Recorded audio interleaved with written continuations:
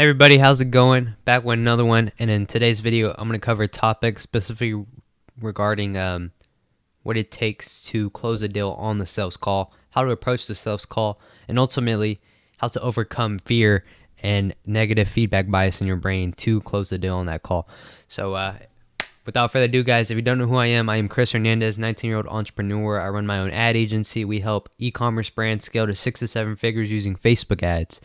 And specifically, I want to break down when it comes time to getting on a sales call. Let's say it's your first ever sales call, how to frame it, how to put yourself in the position of authority, and overall how to close deals that bring you multiple 6 figures into your business. So I've been in the game for about a year now, running the ad agency and looking to scale to 10K to a month. That's my goal right now.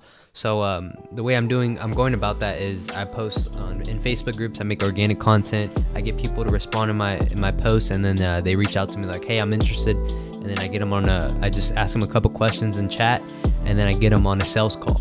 And then usually I set up my calls into 2 call closes where I have a discovery call first. Simply, I'm just asking the questions here, not really offering anything. And then I have a follow-up meeting where that's the sales call. I present my offer, and then that's where I'm looking to close the deal, right? So in general, the way I approach this, I don't do cold email for a reason. I don't do any cold calling. I just stick with posting in Facebook groups because I'm looking to build an authority figure on that platform. I want everybody to know that I'm on Facebook. I run Facebook ads, and I'm known for this. So essentially, by doing that and posting in these groups, I get people to reach out to me, and they're interested in what I do because they've read my lengthy posts. And in those posts, I break down step by step how do I get client results, and then how we broke that down to a T with my team and I. So really, I remember initially I've handled so far around like 30-40 sales calls already, and so I've closed roughly around like five deals so far. So yeah, I mean, initially I still want to get to, I need to get like 100 sales calls first, and then to actually understand what I'm doing. But how I overcame this process, I had a mentor along the way with me that really broke it down to a T and made it super easy. But like I said, right, the reason I don't do cold call, I don't do cold email, the reason why I post in these groups is because I have authority there, right? When people reach out to me, I have authority. When they message me like, I'm interested in your service, let's hop on a sales call or whatever, and I get them to book a time on my calendar, I have authority. So that's the main priority first, right? I see a lot of people who try to renegotiate or whatever and try to they go to like their prospects own like calendar instead of them. So the number one I'd say mistake a lot of people, especially a lot of beginners make, is giving authority away, right? The reason why people are coming to you is because you're an authority figure and you have the power, you have the control, right? And not only I look at when I close a client for whatever reason as the same playing field, because not only do I need them to get better, but also I need to understand that I need to put them in the best position to succeed and scale. So it goes hand in hand, right? But you also want to hold on to authority. You want to get your authority away because you don't want a client bossing you around telling you what to do when you know what's best for the business. So that's the number one tip. Don't lose authority, right? Keep authority.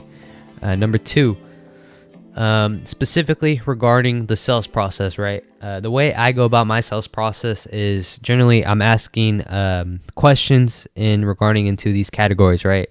I initially cover pain, doubt, cost, money, desire, and then that's how I break it down. Those are the types of questions I'm asking, and then they're like categorized because initially, the reason why I start off with pain is because it's the most important. So they're broken down to matters of importance, right? So the way I go about this is I sell by asking questions. That's the sales process to a T, basically. Initially, I mean, the sales process is pretty simple after you've handled around like 20 or 30 calls. Now once you understand the questions to ask, you understand the framework, and you understand how it goes, then it becomes easier to sell, and then it becomes easier to close higher ticket packages. I remember the first deal I closed successfully was like a 3K deal, and this client was we worked with them, brought him over 100K in less than 2 weeks. So the way I go about selling is by asking questions, right? Thought-provoking questions. So initially, the way I like to start off my calls is like, hey, initially, what's the biggest problem you're facing right now with your business? Overall, what are you doing to fix that? Do you have like a plan in place? Have you reached out to other agencies to fix this problem? Why do you want to get to this specific level? Why do you want to get there? How do you plan on getting there? Do you have a team on board? Do they know that what you're doing right now? Do you understand that? Why do you want to work on this business? What's your long-term plan 10 years from now, 5 years from now?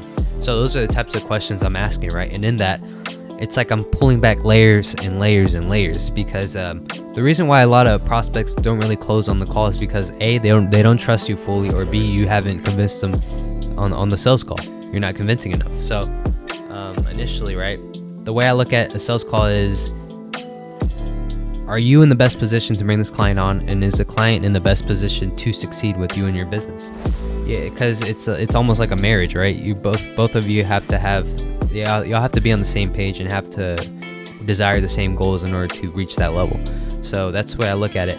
And then overall, I'd say, I mean, you have to understand the framework, you have to understand the questions you need to ask, and then you need to understand how to go more in depth on those questions after you get an answer that didn't maybe provide such quality. So for instance, like, let's say I asked the client, hey, how long has this problem been going on? So let's initially say, what's the biggest problem you have in your business, right? The client says, oh, I'm struggling to hit this number, I'm not making sales. And then the next step would be, all right, going into depth on that specific layer. You already got them where the problem's at. Let's go more in depth on the reason why that's the problem. So then after that question, I ask them, all right, how long has this problem been going on for you in your business? Oh, okay, this problem has been going on for about a year, 6 months, whatever the prospect says. And then you say, oh, now you can take it into two ways, right? You can either take it in direction of emotion, or you can take it in direction of technical business, right? So the way I go about this is, oh, how's this problem, how's this affected your business? How's this affected your family? I know this must have hurt, blah, blah, blah. So there's another, like, there's angles you can take it, and then it just goes layer by layers and layers. And then once you've knocked out all those categories you need specifically, then although really the last thing there is just giving the prospect the price of your offer.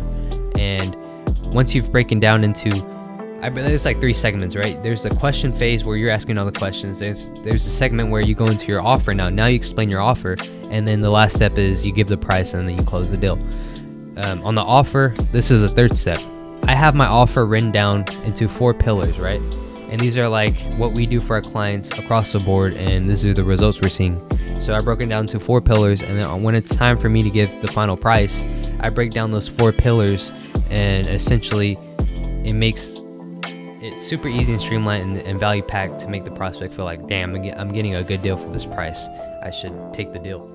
So that's the way I break it down, and I'm still not where I want to be at. I'm still studying, I'm still learning, and I still need to have more and more sales calls taken. But what really got me started and how I overcame those doubts and all that is, number 1, right? You're just going to think, knowing that your first 20 sales calls are going to be trash, that you're going to suck. Because initially that's how I was. I was trashed in even pre-frame, and I still closed a deal without even knowing what the hell I was doing. So just understand that it's going to take time. It's going to be, you need practice. Now, once you have that practice, your confidence skyrockets, and then now it's like, now you need to hit and close your first deal. After you close your first deal, now it's like, I need my team to get them results. Once you close your first deal and you get that client results, you feel on top of the world. Your confidence is up there because you know, I have a business now. I'm ready to make money. And that's essentially where I'm at right now, and I'm on track to go to 10K. I just need to bring on more clients, and then I'll get there. So hopefully my advice has helped you out, and if you have any questions, leave them down in the comment section below. But if you enjoyed this video, like, comment, subscribe. More content coming soon, guys. See ya.